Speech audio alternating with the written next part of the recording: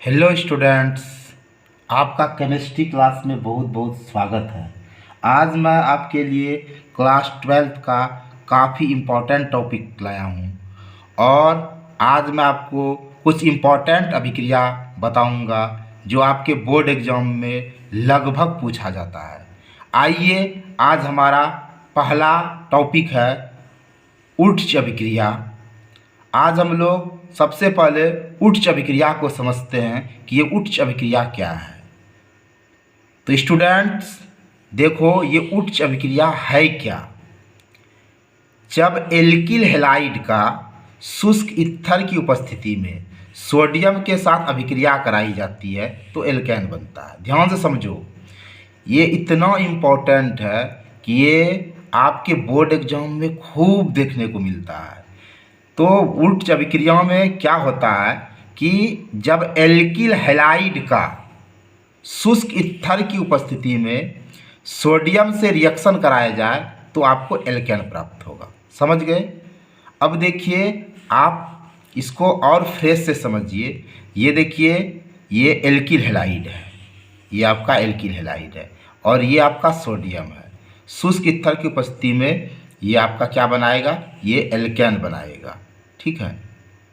तो ये जो आपका स्ट्रक्चर है आप इसको माइंड में रखिए कि 2RX प्लस 2Na शुष्क ether R bond R plus 2NaX। ठीक है। आप इसको इस तरह से भी माइंड में रख सकते हो कि एल्किल हैलाइड प्लस सोडियम शुष्क ईथर की उपस्थिति में ये क्या बनाएगा, एल्केन बनाएगा। अब देखिए, हम आपका पूरा कंसेप्ट क्लियर करते हैं। आप समझिए, एल्किल देखिए क्या है। एल्केन में एक हाइड्रोजन की कमी कर दीजिएगा। एल्केन में आप एक हाइड्रोजन को जब निकाल दोगे तो आपका क्या बन जाएगा, एल्किल बन जाएगा। जैसे देखिए, हम यहाँ लिखे हैं एल्केन और यहाँ एल्किल। ठीक है। जैसे मेथेन है, मेथेन का सूत्र CH4 होता है, तो CH4 में एक हाइड्रोजन आप निकाल दीजिएगा तो CH3 होगा, तो ये हो गया आपका मेथिल, ये एल्किल हो गया। जैसे एथेन है, देखिए एथेन का सूत्र C2H6 होता है, आप इसमें एक हाइड्रोजन को निकाल दोगे तो क्या होगा, C2H5, आपका ये एथिल हो गया, एल्किल हो गया। अब देखिए प्रोपेन, प्रोपेन का सूत्र क्या होता है, C3H8 होता है।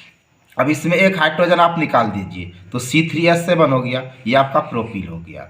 आप एल्किल समझ गए कि एल्केन में एक हाइड्रोजन अगर निकल जाएगा तो आपका एल्किल हो गया। और ये जो X है ये आपका हैलाइड है, या इसको हम लोग हेलोजन बोलते हैं। और ये आपका Cl chlorine, bromine, iodine, fluorine और एंटीमनी है। ठीक है। अब आप इसको रिएक्शन से समझिए ऊर्ध्व अभिक्रिया को।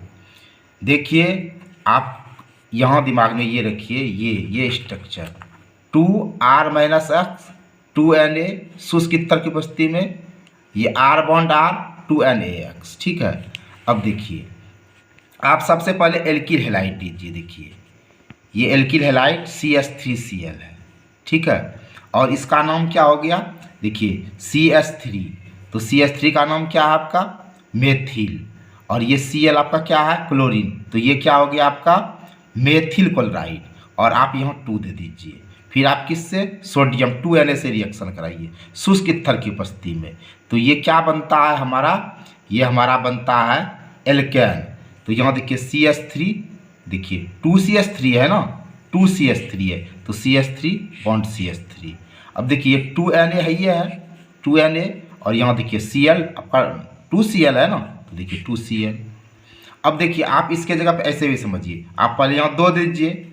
अब मान लीजिए यहाँ CH3 है, आप Cl के जगह पर Br भी दे सकते हैं, ब्रोमीन। अब यहाँ 2N से रिएक्शन कराइए शुष्क ईथर की उपस्थिति में, तो यहाँ देखिए आपका क्या है, 2CH3 है, तो देखिए CH3 लिखिए। फिर प्लस देखिए, प्लस ये 2Na है, और फिर ये जो Br 2Br है ना, तो यहाँ 2Br आ गया। अब देखिए और समझिए आप, जैसे देखिए यहाँ 2 दीजिए, आप C2H5Cl दीजिए, C2H5 आपका क्या हो गया, एथिल हो गया, एथिल क्लोराइड। फिर 2Na दीजिए, देखिए यहाँ आपका क्या 2 C2H5 है ना, तो देखिए C2H5 बॉन्ड C2H5, यहाँ 2Na है, और क्या ये देखिए 2Cl है ना, तो देखिए 2NaCl हो गया। अब देखिए आप यहाँ देखिए 2 दीजिए, अब जैसे C3H7Cl है, प्लस 2Na, यहाँ सब में आप शुष्क ईथर लिख दीजिएगा। देखिए ये C3H7 क्या है, 2C3H7 है ना, तो C3H7 C3H7। अब देखिए 2Na है तो अब 2Na हो गया, और देखिए आपका Cl भी 2 है ना, तो यहाँ देखिए 2Cl है। अब आप ये दिमाग में रखिए, मेथेन्स का CH4 होता है, एथेन्स C2H6 होता है, प्रोपेन C3H8 होता है, ब्यूटेन C4H10 होता है, पेंटेन C5H12 होता है, हेक्सेन C6H14 होता है। आप इसको याद रखने के लिए देखिए, मेथेन CH4 है तो कार्बन में एक एक बढ़ाइए, 1 है, 2 है, 3 है, 4 है, 5 है, 6 है, और हाइड्रोजन में 2 2 बढ़ाइए। देखिए 4 है, 4 2 6, 6 2 8, 8 2 10, 10 2 12, 2 14। अब आइए आप एक ऐसे इम्पॉर्टेंट रिएक्शन को जो बोर्ड एग्जाम में काफ़ी धमाल मचाता है, और वो रिएक्शन है आपका कैनिजारो अभिक्रिया। ये कैनिजारो अभिक्रिया क्या है फ्रेंड्स, समझो। अल्फा हाइड्रोजन विहीन एल्डिहाइड अर्थात SCHO C6H5CHO, ये जो HCHO है, ये जो फॉर्मल्डिहाइड है, और आपका जो ये बेंजीनल डिहाइड है, ये अल्फा हाइड्रोजन विहीन एल्डिहाइड है। तो कैनिजारो अभिक्रिया में अल्फा हाइड्रोजन विहीन एल्डिहाइड पर NaOH या KOH का रिएक्शन करने से क्या हमारा बनेगा, एल्कोहल और लवण बनेगा। ठीक है, आप एक बार फिर से समझो। कैनिजारो अभिक्रिया में अल्फा हाइड्रोजन विहीन एल्डिहाइड और अल्फा हाइड्रोजन विहीन एल्डिहाइड आपका HCHO है और C6H5CHO है। इसका किससे रिएक्शन कराएंगे, या तो NaOH से कराएंगे या KOH से रिएक्शन कराएंगे, तो हमें एल्कोहल और लवण प्राप्त होता है। अब देखिए आप रिएक्शन से समझिए, आप यहाँ 2 दे दीजिए, 2 × HCHO। ठीक है, ये अल्फा हाइड्रोजन विहीन एल्डिहाइड है, इसका किससे रिएक्शन कराइएगा, NaOH से, सांद्र NaOH से रिएक्शन कराइएगा। आप इसको गर्म कीजिएगा तो आपको क्या प्राप्त होगा, SCONA, यानी ये लवण, और इसको हम लोग क्या बोलते हैं, सोडियम फॉर्मेट बोलते हैं। और आपका क्या होगा, CH3OH यानी एल्कोहल प्राप्त होगा, जिसको हम लोग मेथिल एल्कोहल कहते हैं। देखिए आपका ये C, यहाँ आपका C है ना, तो इसलिए ये क्या बना आपका CH3OH बना। ठीक है, जो आपका मेथिल एल्कोहल हुआ। तो कैनिजारो अभिक्रिया में आपको अल्फा हाइड्रोजन विहीन एल्डिहाइड लेना होगा, और इसको NaOH या KOH से रिएक्शन कराइएगा तो आपको एल्कोहल और लवण प्राप्त होगा। एक बार आप यहाँ इस पर भी गौर कर लीजिए कि अल्फा हाइड्रोजन के बिना एल्डिहाइड, जिसको हम लोग अल्फा हाइड्रोजन विहीन एल्डिहाइड कहते हैं, ये SCHO और C6H5CHO है, इसको हम अल्फा हाइड्रोजन विहीन एल्डिहाइड कहेंगे। अब हम लोग आते हैं क्लीमेंस अपचयन पर। काफ़ी इम्पोर्टेंट है ये क्लीमेंस अपचयन। ठीक है, और इसमें आपको अपचयन करना पड़ेगा। देखिए एल्डिहाइड या कीटोन, आप एल्डिहाइड लीजिए या आप कीटोन लीजिए, आपको ZnC2H5OH HCl के द्वारा अपचयन करना पड़ेगा, तो आपको एल्केन प्राप्त होगा। भाई ये ZnC2H5OH और HCl आपका उत्प्रेरक का काम करेगा। तो क्लीमेंस अपचयन में आपको एल्डिहाइड या कीटोन का ZnC2H5OH और HCl के द्वारा अपचयन करना पड़ेगा, तो आपको एल्केन प्राप्त होगा। ये आपका क्लीमेंस अपचयन है। आप एक एग्जांपल से समझिए एक रिएक्शन को। जैसे देखिए आपको एल्डिहाइड लेना है तो आप ले लीजिए CH3CHO, जो आपका एसिटल्डिहाइड कहलाता है, और फिर आप इसका अपचयन कीजिए, यहाँ 4H ले लीजिए। आपको ये ZnC2H5OH और HCl उत्प्रेरक के रूप में लेना पड़ेगा। तो देखिए आपका क्या बनेगा, एल्केन बनेगा। ठीक है, आपका क्या बनेगा, एल्केन बनेगा। तो देखिए आपका देखिए यहाँ CH3 है, यहाँ CH3 लिख दिए। अब देखिए आपका ये C है तो C ले लिए, समझिएगा ध्यान से। अब आपके पास देखिए आप CH3 ले लिए, देखिए ऐसे समझिए CH3, ये CH3 ले लिए। अब आपके पास देखिए कितना हाइड्रोजन बचता है, यहाँ आपका 4, 1 2 3 4, और एक यहाँ आपका 5। ठीक है, तो CH3 लिए। अब ये C और आप 3H इसको दे दिए, CH3 हो गया। अब देखिए बचा आपका कितना, H2 बचा, यानी H2, और ये O बचा ना, देखिए H2O जल के रूप में बाहर निकला। ठीक है, तो एसिटल्डिहाइड का आप क्या कीजिएगा, अपचयन कीजिएगा ये उत्प्रेरक की उपस्थिति में, तो आपको एथेन प्राप्त होगा और वाटर निकल जाएगा। अब देखिए आपके सामने है कार्बिल एमीन अभिक्रिया, बड़ा ही फेमस अभिक्रिया है और क्लास 12 के स्टूडेंट के लिए ऐसा रिएक्शन काफ़ी इम्पोर्टेंट बनता है। तो कार्बिल एमीन रिएक्शन आपका देखिए क्या है, जब आप क्लोरोफॉर्म जिसका सूत्र होता है CH3 को एनिलीन यानी C6H5NH2 और एल्कोहलीय KOH के साथ गर्म कीजिएगा तो आपको आइसोसाइनाइड मिलेगा।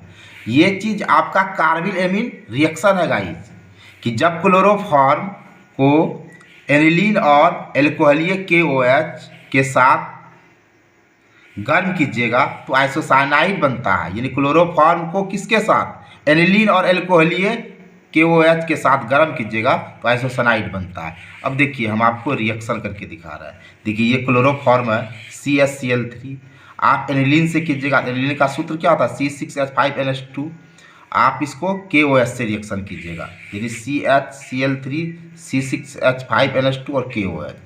तो देखिए आपका क्या होगा रिएक्शन, आपका आइसोसाइनाइड बन जाएगा।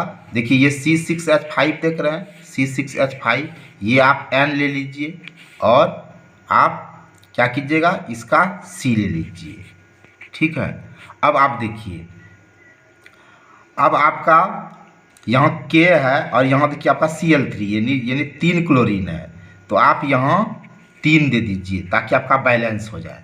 ठीक है, अब देखिए ये 3KCl, ये देखिए आपका ये Cl3 और ये 3KCl आपका निकल गया।